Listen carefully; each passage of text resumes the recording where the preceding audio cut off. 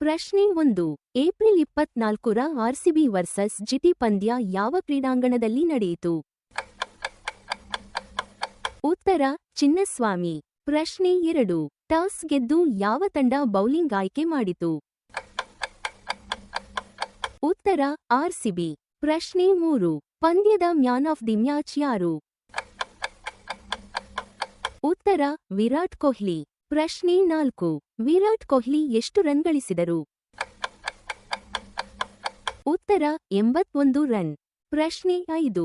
ಜಿಟಿ ಪರ ಶತಕ ಬಾರಿಸಿದ ಆಟಗಾರ ಯಾರು? ಉತ್ತರ ಸಾಯಿ ಸುದರ್ಶನ್. ಪ್ರಶ್ನೆ 6. ಜಿಟಿ ತಂಡ 20 ಓವರ್ಗಳಲ್ಲಿ ಎಷ್ಟು ರನ್ ಗಳಿಸಿತು? ಉತ್ತರ 205/3. ಪ್ರಶ್ನೆ 7.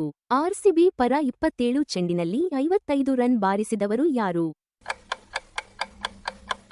ಉತ್ತರ ದೇವದತ್ತ ಪಡಿಕ್ಕಲ್. ಪ್ರಶ್ನೆ 8. ಜಿಟಿ ತಂಡದ ನಾಯಕನಾಗಿ ಆಡಿದವರು ಯಾರು? ಉತ್ತರ ಶುಭಮನ್ ಗಿಲ್. ಪ್ರಶ್ನೆ 9. ಆರ್ಸಿಬಿ ಎಷ್ಟು ವಿಕೆಟ್ಗಳ ಅಂತರದಿಂದ ಗೆದ್ದಿತು?